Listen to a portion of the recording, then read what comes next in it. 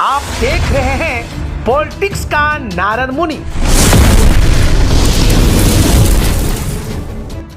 आपको आज exit poll नहीं बल्कि नारद मुनि का एग्जिट पोल लेकर हम आ रहे हैं और दिखा रहे हैं कि एग्जिट पोल में कौन कहां कौन से सीट पर कौन जीत रहा है। सर मैं आपको बता दूं कि पूरे भारत में एग्जिट पोल में जैसा कि नेशनल चैनल, रीजनल चैनल और तमाम छुट भैये जो यूट्यूबर हैं, तमाम लोग अपने अपने तरीके से अपना अपना एग्जिट पोल दिखाया। किसी ने इंडिया गठबंधन को सिरे से ऊपर किया, किसी ने एनडीए गठबंधन को सिरे से ऊपर किया, तो किसी ने इंडिया को जिताया तो किसी ने एनडीए को जिताया। अब इसके अंदर क्या हुआ है क्या नहीं है, तमाम तथ्यों को आपके सामने हम बारी बारी से प्रत्येक राज्य बार आपको बताएंगे।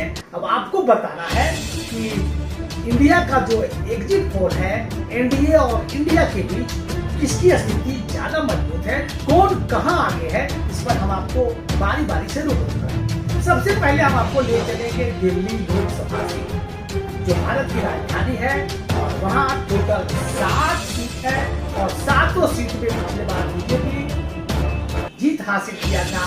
नेशनल चैनल की बात की जाए तो नेशनल चैनल इन 7 सीट पर लगभग एनडीए गठबंधन को जीत दिखाता नजर आ रहा है, जबकि कई चैनल खास करके योगेंद्र यादव, अजीत अर्जुन और कई दीपक शर्मा, रवीश कुमार जैसे कई और चैनल के जो बड़े बड़े पत्रकार हैं उनका कहना है कि दिल्ली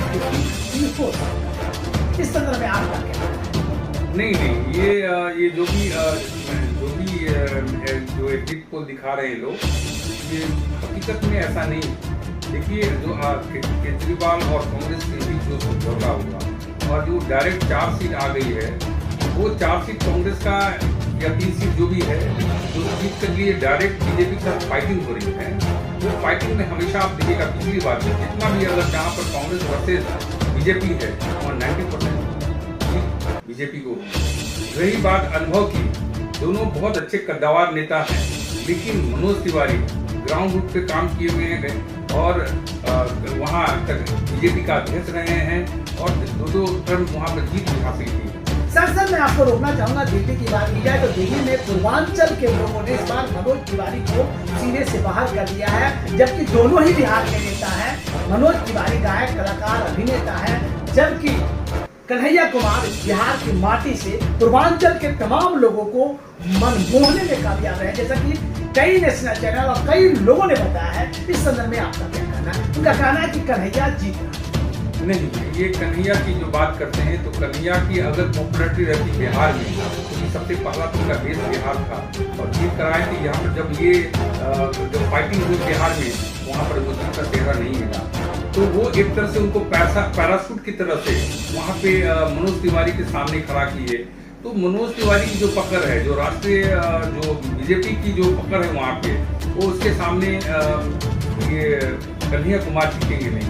वो फाइटिंग देंगे, लेकिन अंत में जीत का चेहरा मनोज तिवारी को ही मिलना चाहिए। सर केजरीवाल की जेल से बाहर आने के बाद कन्हैया कुमार को काफी तवज्जो दिया और तमाम जनता से उन्होंने कहा कि जेल भेजाने के पीछे का मकसद जानबूझकर बीजेपी वालों ने दिल्ली के विकास में अड़चन ला रहा है और कांग्रेस और बीजेपी के मजबूत गठजोड़ों ने बीजेपी के वहां के कमर तोड़ने की भी बात आ रही है और बीजेपी के साथ में 50-50 यानी 4 और 3 का रेशियो बताया जा रहा है। देखिए सर, अगर आप देखिएगा तो पिछली बार भी केजरीवाल 67 सीट पे थे, इस बार तो 62 सीट पे है। 67 सीट 70 सीट पे थे, तो क्या 7 सीट पर क्या इफेक्ट रहा?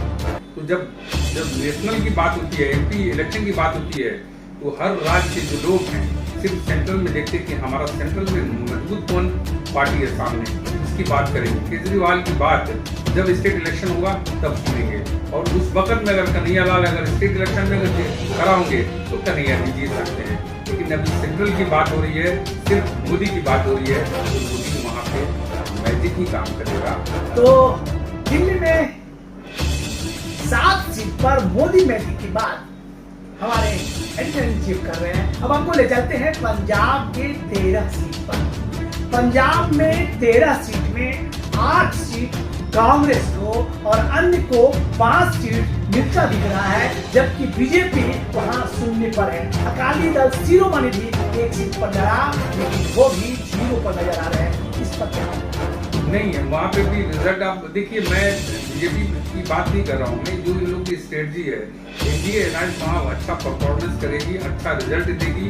और रही बात, मैं एक ही बात कह रहा हूँ कि अभी सिर्फ देश को देख रहा है लोग, जो उनकी मौत। पंजाब के संदर्भ में, पंजाब में बीजेपी पिछले बार भी अकाली दल के सहयोग से मात्र 2 सीट पर आया, लेकिन इस बार अकाली दल शिरोमणि कर रहे हैं।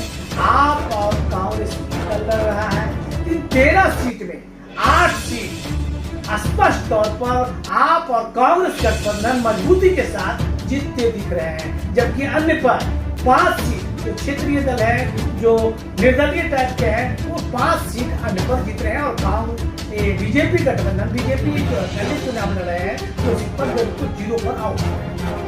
नहीं देखिए, अगर आप पार्टी अगर अपने सेल्फ खड़ा होती तो हो सकता था कि वहाँ पर सीन चेंज होता, लेकिन जैसे कांग्रेस के साथ गठबंधन हुआ, जैसे कांग्रेस आ रही है, तो पूरे देश के अंदर में एक लहर, एक अंडर करेंट चल रही है, बीजेपी वर्सेस कांग्रेस। तो जहाँ पर कांग्रेस को सीट दिया गया है, तो वहाँ तो सीट 100% सुनिश्चित बीजेपी को हो गया है, अपने आप हो गया है। सर यहाँ एक बात और है, किसानों की जब लड़ाई हुई थी इसी पंजाब में, एमएसपी के नाम पर तमाम लोगों ने काफी का विरोध किया था।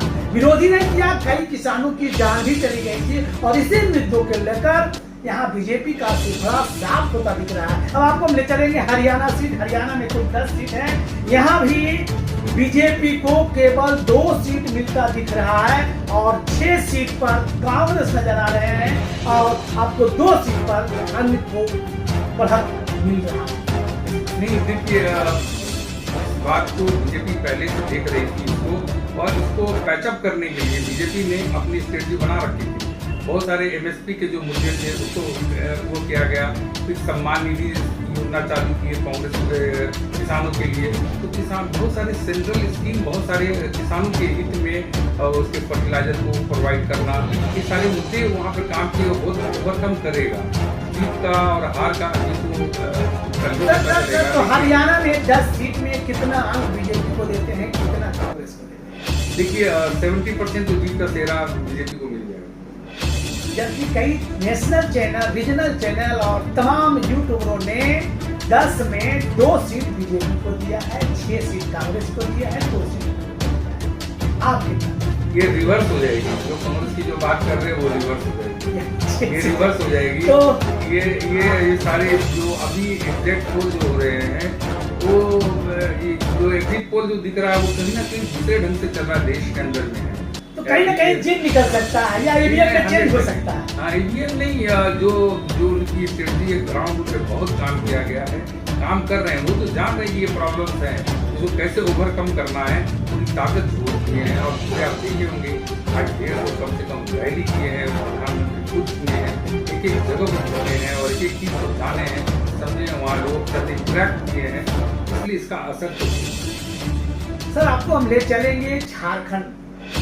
झारखंड में कुल 14 सीट है, और 14 सीट में कई नेशनल चैनल, कई रीजनल चैनल 3 सीट बीजेपी गठबंधन को दिया है, और 10 सीट कांग्रेस गठबंधन को 1 सीट अन्य, जबकि कई नेशनल चैनल ने 10 सीट बीजेपी गठबंधन को दिया है और 3 सीट ठीक उल्टा पुल्टा किया है। आपको क्या लगता है?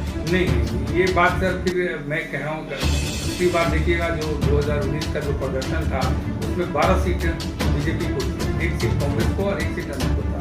तो उसमें भी गीता कोड़ा जो थी वो चली आई है बीजेपी में, तो 13 सीट हो गए। तो ये कोई ना कोई, हमें तो लग रहा है कहीं कहीं कोई स्क्रिप्टेड है, या किससे स्क्रिप्टेड है ये सोरेन साहब चलेंगे जेल, ताकि उनका 2025 का जो इलेक्शन आने वाला है, कहीं उसका अगर यहाँ पर अगर हार जाते हैं, तो हारने के कारण उनका अगला जो काम उस पर असर पड़ेगा। उसके चलते उन्होंने अपना किस रूप में गए, कौन सा स्क्रिप्ट बना, वो जेल में गए और चंपई को बनाए वहाँ का मुख्यमंत्री बनाए। मैं रोकना चाहूंगा, झारखंड की बात की जाए तो झारखंड में हेमंत सोरेन की पत्नी कल्पना सोरेन उनके कमान को संभालते हुए पूरे झारखंड प्रदेश में प्रचार प्रसार किया। अरविंद केजरीवाल झारखंड आए, उन्होंने बताया कि मुझे जेल भेज दिया गया, हेमंत सोरेन जी को जेल भेज दिया गया, सुनीता केजरीवाल भी वहां गए, कल्पना सोरेन और सुनीता केजरीवाल दोनों मिलकर पूरे झारखंड प्रदेश में प्रचार किया और मोदी के खिलाफ एक नया नारा दिया और कहा कि जवाब देना है। तो कहीं ना कहीं ये सेंटिमेंट टच किया है कल्पना सोरेन और सुनीता केजरीवाल का, और ऐसा लग रहा है कि झारखंड में पिछले बार जो बीजेपी दोहरा है इस बार नहीं।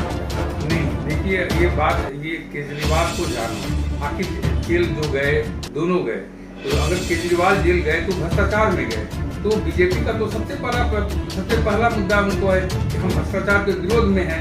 अगर ये जाकर करे तो और एंटी इनकम्बेंसी काम कर रही है वहाँ पे, तो वो लगता नहीं है कि बीजेपी वहाँ पे यूज करने जा रही है। वो यथावत जो पिछड़ा वो रिपीट होगा और बढ़त होगी, कम से कम एक सीट का इजाफा होगा और 13 तो कम से कम 14 से 13 सीट आने का लक्ष्य उन्होंने रखा है और बहुत पुरजोर मेहनत किया है और वो 2019 से ही लगे हुए हैं इस कार्यक्रम में। उनका जेल जाना ये स्क्रिप्टेड है और चिप्पई को बनाए ताकि कल के अगर इलेक्शन में जाते 2025 के इलेक्शन में, ताकि लोग ये नहीं कहे कि आपका तो पब्लिक पे पकड़ नहीं है, ये सब अपने आप को सही घोषित कर देंगे। और ऐसा लगता है कि तो जो झारखंड में इन्होंने अपना नारद मुनि का जो एग्जिट पोल है इन्होंने क्लियर कर दिया है। अब आपको ले चलते हैं, मेघालय में 2 सीट है, 1 सीट कांग्रेस और 1 सीट बीजेपी को जाता मिल रहा है। त्रिपुरा में 2 सीट है, दोनों सीट बीजेपी को जाता मिल रहा है। गोवा में 2 सीट है, 1 सीट कांग्रेस और 1 सीट बीजेपी को जाता मिल रहा है। इन तीनों सीट पर मेघालय, त्रिपुरा और गोवा के सदर में आता है। देखिए जो अभी ये सीट जो दिखा रहे हैं वो तो पिछले साल का 2019 का दिख रहा है और रिजल्ट भी दिख रहा है, क्योंकि वहाँ मुस्लिम बहुल क्षेत्र है, तो हो सकता है कि वो सीट कहीं भी कांग्रेस को मिल सकता है। सर असम में ले चलता हूँ। असम में सबसे बड़ी बात है, असम में इस बार बहुत बड़ा मामला हुआ था मणिपुर में हिंसा के घटना, जिसके कारण असम में बहुत बड़ा उलटफेर होने की संभावना जताई जा रही है। वहाँ कुल 14 सीट है सर, और 14 सीट में कांग्रेस को खास करके बीजेपी को 8 सीट जाता दिख रहा है और कांग्रेस को 4 सीट मिल रहा है। क्या कहना चाहेंगे इस संदर्भ में? नहीं, वहाँ खाता खुल सकता है, लेकिन ये जो एग्जिट पोल ऐसा नहीं हुआ। देखिए वहाँ मुख्यमंत्री बहुत काम कर रहे हैं और बीजेपी के बहुत सपोर्ट के सारा कार्यक्रम मैनिपुलेशन कर रही है। कोई घटनाएं घटी थी उसके पीछे भी बताया गया था कि बीजेपी के लोगों ने नहीं किया था, पार्टी की दूसरे जो अलग होते उनके ये हुआ था, उस पर एक्शन भी लिया गया है। तो वो वहाँ का जो पूजा है वो पूजा थोड़ा नहीं चाहिए। सर आपको हम ले चलेंगे छत्तीसगढ़ जहाँ की भूपेश बघेल वहाँ के मुख्यमंत्री हुआ करते थे, लेकिन इस बार वहाँ के विधानसभा चुनाव में छत्तीसगढ़ के भूपेश बघेल को हार का सामना करना पड़ा। और वहाँ लोकसभा की बात की जाए तो कुल 11 सीट है। 11 सीट में कई चैनलों ने वहाँ 8 सीट बीजेपी को, यानी 3 सीट बीजेपी को दिया है और 8 सीट कांग्रेस को दिया। इस बार लग रहा है कि उलट-पुलट हो जाएगा, जैसा कि कई चैनल और कई रीजनल चैनल ने उलट-पुलट किया है। नहीं, ऐसा नहीं है। अगर आप देखिएगा कर्नाटक की बात करते हैं, कर्नाटक में तो कांग्रेस की सरकार है, वहाँ पर सब एग्जिट पोल क्यों दिखा रहा है कि 26 में से 22 सीट मिल जाएगा, 24 सीट मिल जाएगी। आज तक का इतिहास है, जो स्टेट की जो चीजें होती है वो अलग आता है। अगर आप देखिए कि स्टेट में सरकार है अलग है। छत्तीसगढ़ में अभी बीजेपी की सरकार है। नहीं, बीजेपी की सरकार में एक बात कह रहा हूँ, जो पोल जब होगा तो वो पोल नेशनल लेवल पे ही चलेगा, वो यानी वहाँ भी स्थिति वही काम नहीं करेगा। आपको ले चलते हैं सर मध्य प्रदेश में शिवराज सिंह चौहान लंबे अरसे से वहाँ के मुख्यमंत्री रहे। कांग्रेस काफी जद्दोजहद किया और वहाँ टोटल 29 सीट है। 29 सीट में सभी चैनलों ने 20 से 19 सीट दे रही है, जबकि उनके निकटवर्ती कांग्रेस को केवल 10 सीट मिल रहा है। इस संदर्भ में हम नारद मुनि के एग्जिट पोल में क्या आता है, क्या छल कर आता है, हम जानते हैं मदन गुप्ता जी से। क्या कहना चाहेंगे? नहीं सर, देखिए एक तो उनका बहुत सारा बड़ा कार्यकाल रहा हमारे मुख्यमंत्री का, उनका जो ग्रास रूट पे जो काम किया हुआ है महिलाओं को खास करके, तो वो लोग तो रिपीट करेंगे। वोटर्स कहीं इधर उधर हिल नहीं रहा है, उसमें 25 से 26 सीट आने की संभावना। 29 में 26 सीट आ सकती है। तो देखिए बहुत बड़ी खबर है, मध्य प्रदेश से 29 में 26 सीट नारद मुनि के एग्जिट पोल में आ रहा है, जबकि कांग्रेस 32 सीटों में आ रही है। जबकि कई चैनलों ने 29 में 19 सीट बीजेपी को दिया है और 10 सीट कांग्रेस गठबंधन को दिया है। अब आपको ले चलते हैं मिजोरम में 1 सीट है और 1 सीट मिजोरम कांग्रेस के खाता में ज्यादा दिख रहा है, बीजेपी वहां नहीं है। आपको ले चलेंगे उत्तर प्रदेश, जो देश के बड़े बड़े नेताओं को एक नया पहचान देता है। 80 लोकसभा सीट है और इस 80 लोकसभा सीट में पिछले बार 64 से 65 सीट पर उन्होंने जीत दर्ज किया था। इस बार स्थिति कुछ उल्टा है। रायबरेली से राहुल गांधी जीत रहे हैं, अमेठी से स्मृति ईरानी हार रही है, मैनपुरी से डिम्पल जी जीत रहे हैं। तो तमाम स्थिति को कहते हुए कई चैनलों ने 80 में 60 सीट बीजेपी गठबंधन को और 15 सीट कांग्रेस को और 5 अन्य को दे रहा है। नारद मोदी के एग्जिट पोल क्या है? सर अगर आप देखेंगे, जब वहाँ पर 1 से 2 सीट पर जो असेंबली इलेक्शन में है, जो खाता खोली है कांग्रेस, और उससे उम्मीद कीजिएगा कि 15 सीट आ जाए, ये संभव नहीं है। ये बीजेपी की बहुत बड़ी स्ट्रेटजी थी कि इसको लाया जाए। अपने राहुल गांधी जो बहुत पॉपुलर हो रहे थे साउथ में, उनको खींच कर लाया गया है, जबरदस्ती ऐसा माहौल बनाया गया, उनको रायबरेली आके पकड़ना पड़ा। उसके चलते उन्होंने कम से कम 17-18 रैलियां उन्होंने रद्द कर दी। जो एक माहौल है कि उन्होंने यहाँ पर लाकर उनको ट्रैप किया है बीजेपी ने, उसको यहाँ पर जीत का, और यहाँ पर तो मैजिक चल रहा है हमारे योगी जी का, तो वो उसमें बहुत ज़्यादा आपको नहीं, आप देखिएगा पिछला उपचुनाव देखिए, इसमें साइकिल छाप का आपको कुछ नहीं है, सपा पार्टी का बहुत ज़्यादा अच्छा रिजल्ट नहीं आया है। क्या सर, क्या रिजल्ट उत्तर प्रदेश में क्या दे रहे हैं? नहीं, रिजल्ट में हमको लग रहा है कि 75 तक टच कर रहे हैं। बाकी कांग्रेस गठबंधन है, वो जो पार्टी हो, सपा हो, लेकिन कांग्रेस का खाता खुल जाए लगता है कि बहुत होगा। तो आपने नारद मुनि के एग्जिट पोल आप जान लिया। आप चलते हैं केरल। केरल में 20 सीट है और 20 सीट में वहां बीजेपी का मात्र 2 सीट दिख रहा है, कभी वहां खाता भी नहीं खुलता था, और 16 सीट पर कांग्रेस बहुत बड़ा जीत के साथ आगे चल रहा है। देखिए, कांग्रेस तो वहाँ कांग्रेस से गढ़ रहा, बाहुल क्षेत्र है, अल्पसंख्यकों का क्षेत्र है, कभी वहाँ बीजेपी ने अपना खाता नहीं खोला है। इस बार उन्होंने 2 सीट जरूर दिखा रहा है, लेकिन उन्होंने 10 सीट का उन लोगों ने बीजेपी ने अपनी स्ट्रेटजी में रखा था। 10 सीट इसमें हम लोग जीतने का तैयारी कर रहे थे, लोगों को बदल रहे थे, अपने अध्यक्ष अपने बहुत सारी चीज़ें किया, और वहाँ आप देखिएगा गवर्नर को भी चेंज करके भेजे हैं। तो अभी हमको लग रहा है कि 3 सीट लगभग उनको 3 से 4 सीट मिलने की संभावना। तो नारद मुनि के एग्जिट पोल में केरल में बीजेपी को 3 सीट मिलता दिख रहा है, जबकि कांग्रेस को 16 नहीं बल्कि 15 सीट ज्यादा दिख रहा है। अब आपको ले चलेंगे तमिलनाडु में कुल 39 सीट है, और यहाँ भी वही स्थिति है जो केरला में है। केरला में 2 सीट के जगह पर 3 सीट नरेंद्र मोदी के एग्जिट पोल में आता है। और तमिलनाडु की बात की जाए तो तमिलनाडु में कांग्रेस गठबंधन को 35 सीट ज्यादा दिख रहा है, जबकि फिर बीजेपी को यहाँ केवल 2 सीट ही ज्यादा दिख रहा है। अब नारद मुनि का एग्जिट पोल क्या कहता है, हम ले चलते हैं मदन मिलता सकते नहीं। जिस तरह से नाम लाई वहाँ पे जो अपने जज बदले IPS को लागू सिस्टम बदला है, और लोगों को इंटरेक्ट किया है मुद्दत को, और मंदिर के लिए पुजारी सारे मठ के लोग रहे, और रामला तो यहाँ पर सीट लगभग 6 सीट लगभग तय किया गया है, जिसमें सीट 100% लगता है कि दर्ज हो जाए। 5 से 6 सीट की बात चल रही है। और लेकिन यहाँ इंडिया अलायंस जो इंडिया अलायंसेज है, उसको सीट बढ़ने की संभावना है, ज्यादा से ज्यादा सीट बढ़ सकती है। आप तमिलनाडु की बात की, तमिलनाडु में 39 सीट में नारद मुनि के एग्जिट पोल के अनुसार यहाँ 3 से 4 सीट मिलने की उम्मीद है, जबकि इंडिया गठबंधन को 30 से 32 सीट मिलने की बात कही जा रही है।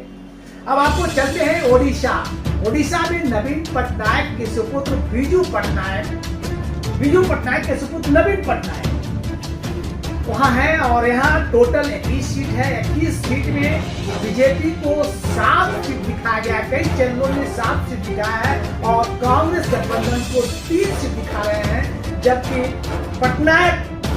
पटनायक जी को 11 सीट दर्शाया जा रहा है। इस संदर्भ में हमारे नारद मुनि के एग्जिट पोल क्या कहता है? नहीं, इसमें 12 सीट की लोगों ने बीजेपी ने अपनी स्ट्रेटजी में रखा था, और 12 सीट में लगभग उनको लगता है कि 8 से 10 सीट के बीच में 10 सीट तक जा सकती है। सर, वहाँ क्षेत्रीय दल काफी मजबूत है, खास करके बीजू जनता दल वहाँ मजबूती से आगे आ रहा है। इंडिया गठबंधन और एनडीए गठबंधन को सभी चैनलों 3 4 5 का रेशियो दिखा रहा है। बाकी चैनलों ने बीजू पटनायक के जो जनता दल है उस जनता दल को ज्यादा देखिए 2019 का इलेक्शन और 2024 का इलेक्शन बहुत अंतर है, बहुत एंटी कम्युनिस्ट भी काम करेंगे, लेकिन बीजेपी का जो नेशनल लेवल पे जो एक उभार आया है, मोदी का एक जो चेहरा आया है, उसके हिसाब से पूरे देश के अंदर लग रहा है कि नहीं मोदी मैजिक के बाद काम करेगा। 10 सीट के लगभग 8 9 से 10 सीट यहाँ आ सकती है। सर ये सबसे बड़ी बात है कि बीजू पटनायक के इतने लंबे सीट आने के बाद किस दल में जाएंगे, इंडिया गठबंधन या एनडीए गठबंधन, ये सबसे बड़ा सवाल है। देखिए ये तो वक्त बताएगा, लेकिन ये लोग प्रो रहे हैं, बीजेपी के प्रो रहे हैं, बीजेपी के साथ रहना चाहिए देश को अपने, क्योंकि डबल इंजन की सरकार भली डायरेक्टली नहीं रहे, लेकिन ये प्रो रहेंगे बीजेपी, सेंट्रल लेवल पे चलेगी। भारत के सबसे बड़े 2 राज्य आंध्र प्रदेश और तेलंगाना में चलते हैं। तेलंगाना की बात की जाए तो तेलंगाना में कई नेशनल चैनल और कई रीजनल चैनल और यूट्यूबरों ने अपने अपने स्तर से अपना अपना मतांतर बताते हुए एग्जिट पोल में बताया है कि आंध्र प्रदेश में कुल 25 सीट है, 25 सीट में बीजेपी को 8 सीट ज्यादा मिल रहा है, जबकि कांग्रेस गठबंधन को 4 सीट ज्यादा मिल रहा है और अन्य को 13 सीट ज्यादा। वाईएसआर रेड्डी, वहाँ वाईएसआर रेड्डी मजबूत है, वहाँ के मुख्यमंत्री रहे हैं, तो 13 सीट उनको ज्यादा मिल रहा है। इस संदर्भ में नारद मुनि का एग्जिट पोल आंध्र प्रदेश में क्या? देखिए आंध्र प्रदेश में इन लोग बीजेपी ने अपना 17 सीट का ये लोग फिक्स किए थे अपनी स्ट्रेटजी के तरह, लेकिन लगता है कि 7 सीट को मिलना चाहिए, 8 सीट को आ जाना चाहिए बीजेपी को, लेकिन इनके जो अलायंसेज हैं वो भी सीट अच्छा रिजल्ट। तो बिल्कुल नारद मुनि के एग्जिट पोल में जिस तरह से कई चैनलों ने दिखाया है कि 8 सीट बीजेपी को मिलना है, तो 8 सीट बीजेपी को मिल रहा है। बिल्कुल नेशनल चैनल और तमाम यूट्यूबरों का समर्थन करते हुए नारद मुनि के एग्जिट पोल ने यह स्पष्ट कर दिया कि बीजेपी को 8 सीट, कांग्रेस को 4 सीट और वाईएसआर रेड्डी जो यहाँ के मुख्यमंत्री हैं उनको 12 से 13 सीट मिल सकता है। उत्तराखंड में टोटल 5 सीट है, जिसमें 2 सीट कांग्रेस को जाता दिख रहा है और 3 सीट इंडिया गठबंधन को जाता दिख रहा है। नहीं देखिए अभी उत्तराखंड का पूरा प्रदेश चेंज हो गया, बहुत सारे हिंदू तत्व जो वहाँ पे मैजिक काम कर रहा है वहाँ पे, शायद खाता खुल सकता है ये कांग्रेस और उससे ज्यादा नहीं, यानी 4 बीजेपी और 1 कांग्रेस का। सर तेलंगाना में कुल 17 सीट है और 17 में 12 कांग्रेस को जाता दिख रहा है और 2 बीजेपी को जाता दिख रहा है। यहाँ बीजेपी काफी पीछे नजर आ रही है, कई नेशनल चैनल और कई रीजनल चैनल बीजेपी को पीछा नहीं ये रिवर्स हो जाएगा, रिवर्स हो जाएगा। कांग्रेस में वहाँ पर देखा गया है, आप पिछली सर्वे भी दिखाएंगे, लोग बहुत मेहनत किए हैं वहाँ पे, और वहाँ गढ़ पर सारे जो हमारे स्टार प्रचारक हैं, जो बीजेपी के स्टार प्रचारक बहुत जबरदस्त कैंपेन किए हैं, और वहीं से एक बहुत बड़ा एक लोगों ने जो एक रिजल्ट लाने के प्रयास किया है वो है रिजल्ट अच्छा। सर जम्मू कश्मीर की बात की जाए, जम्मू कश्मीर में कुल 5 सीट है, 5 सीट में बीजेपी को 2 सीट ज्यादा दिख रहा है और 3 सीट कांग्रेस गठबंधन को ज्यादा दिख रहा है। आपका नहीं देखिए वहाँ पर लगता है कि 3 सीट आ जाएंगे और 2 सीट में जो अदर पार्टी लेकिन हाँ वो, लेकिन वहाँ कांग्रेस का लगता है कि नहीं, वो दूसरी जो दल है कांग्रेस गठबंधन है सर, हाँ कांग्रेस गठबंधन है, 2 सीट निकाल सकते हैं। सर दमनदीप में 1 सीट है, 1 सीट बीजेपी को ज्यादा दिख रहा है। कर्नाटका में कुल 28 सीट है सर, 28 सीट में 16 सीट कांग्रेस को ज्यादा दिख रहा है 28 में, और अन्य सीट बीजेपी को ज्यादा दिख रहा है। आपको लद्दाख में 1 सीट है सर, 1 सीट बीजेपी को ज्यादा दिख रहा है। निकोबार में 1 सीट है, 1 सीट बीजेपी को ज्यादा दिख रहा है। तो इन सीटों पर एक सीट में लगातार बीजेपी बढ़त है। तो देखिए अगर कर्नाटक की बात करें तो कर्नाटक में पहले 26 थी, तो वहाँ के कर्नाटक का एक बहुत बड़ा इतिहास रहा है। अगर आप देखिएगा तो हेगड़े साहब के टाइम में भी इंदिरा गांधी जब थी, तो इंदिरा गांधी का जब एंटी लहर चल रहा था, 1977 की लहर चल रही थी, तो भी वहाँ से 28 में से 27 सीट आया था। तो वहाँ के जो लोग हैं उनकी मानसिकता है कि रीजनल क्षेत्र में रीजनल पार्टी रहेगी और सेंट्रल में जो बड़ी पार्टी है नेशनल पार्टी है वो रहेगी। तो अभी की जो बड़ी ठीक है सरकार वहाँ पे है, उसके पीछे बहुत सारी चीज़ें हैं, नीतीश कुमार का बहुत सारा कुनबा है। लोगों को यही नहीं पता है कि 70 की जो सिटिंग एमएलए थे बीजेपी को कैसे कांग्रेस में सम्मिलित हो गए और कैसे वहाँ यानी खेला ही है। सर मैं आपको बड़ा दमनदीप लद्दाख, निकोबार, इन तमाम सीटों पर एक एक सीट लगातार बीजेपी को जाता दिख रहा नहीं, है। वो तो आ जाएगी क्योंकि वो उसकी टेरिटरीज है।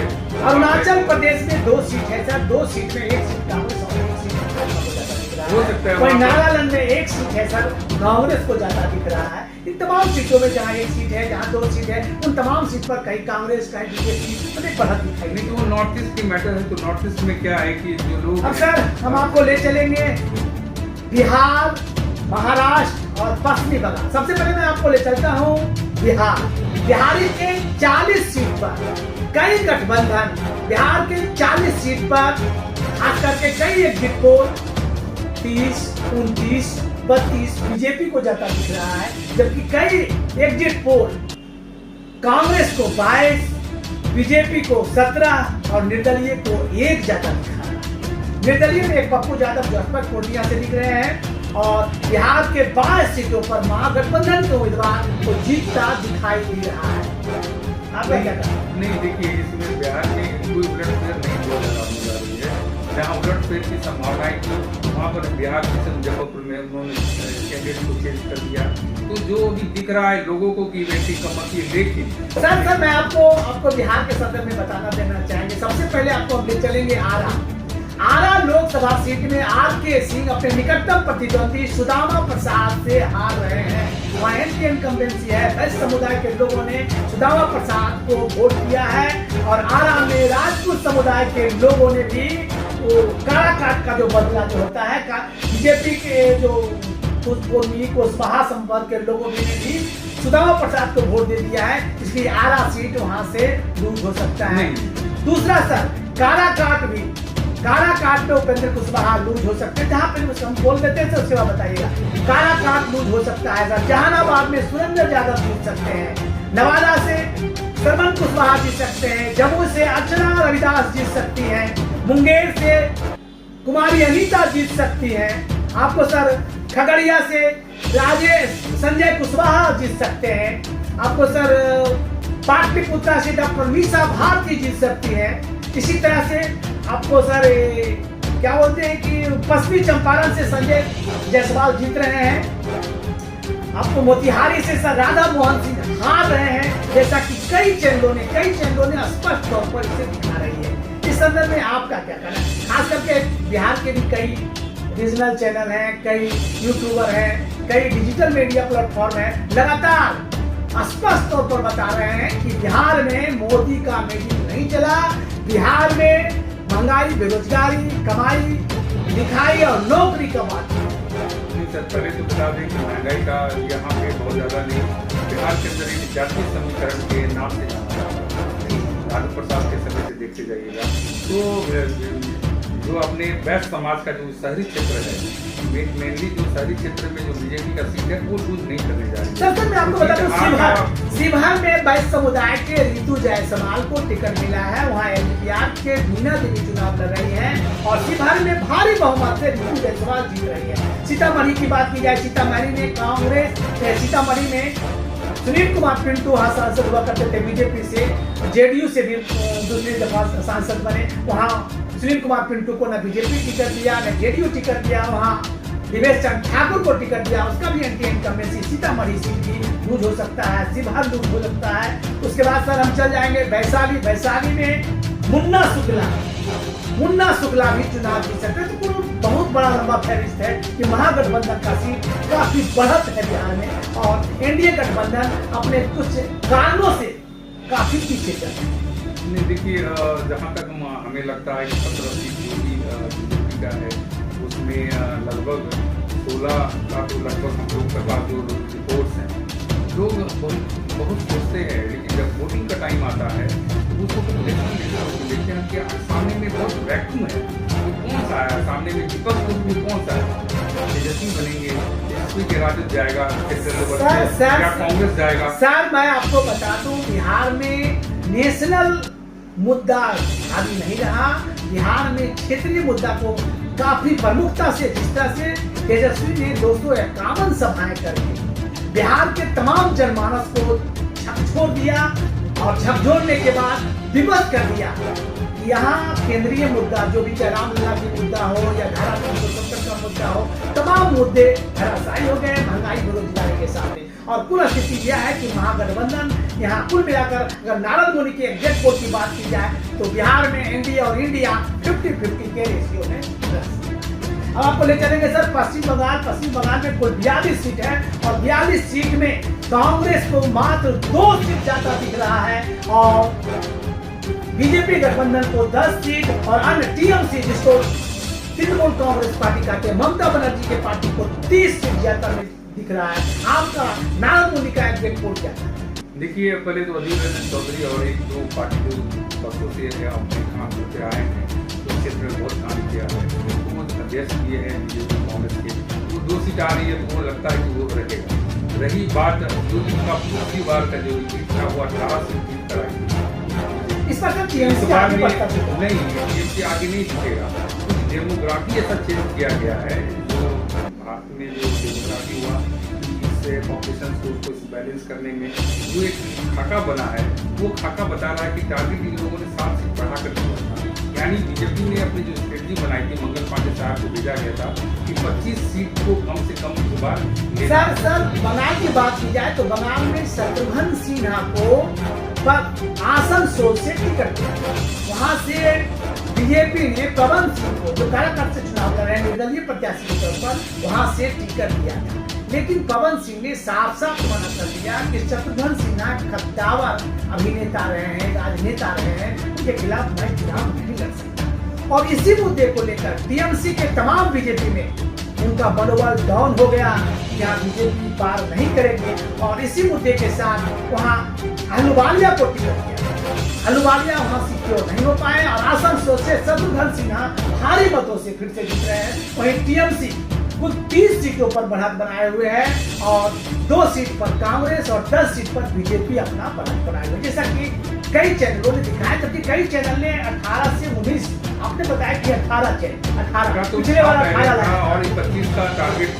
तो अगर आप देखेंगे तो 22 से 23 लगभग हमको जो डेमोग्राफी किया गया है चेंज हुई है, जो वोटिंग पैटर्न चेंज किया गया है वहाँ पे, उसके हिसाब से 22 से 23 सीट आने की संपूर्ण संभावना। तो नारद मुनि के एग्जिट पोल कहता है कि पश्चिम बंगाल में 22 से 23 सीट एनडीए गठबंधन को मिल सकता है। पिछले बार 18 मिला था, इस बार 22 से 23 सीट मिल सकता है। आपको ले चलते हैं महाराष्ट्र में 48 लोकसभा सीट है और इस 48 लोकसभा सीट में कुल 28 सीट कांग्रेस को ज्यादा मिल रहा है और जबकि 18 पर बीजेपी गठबंधन में शिंदे का और अजीत पवार का गुट है जिसमें बीजेपी भी शामिल है। तो यहाँ बिल्कुल नीचे ग्राफ गिरता नजर आ रहा है बीजेपी का।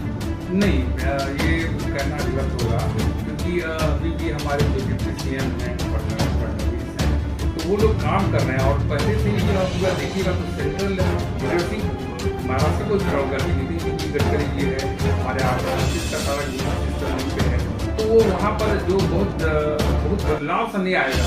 लोग जो सेंट्रल मुद्दा और एनसीपी वहाँ कमजोर हुई है, जो एक एनसीपी का जो एक बहुत पकड़ था वो टूट गया है, कई पार्टी अजीत पवार और शरद पवार के पार्टी में कौन मजबूत है ये लोकसभा चुनाव स्पष्ट कर देगा कि शरद पवार मजबूत है कि अजीत पवार मजबूत है, शिंदे जी मजबूत है कि उद्धव ठाकरे मजबूत है।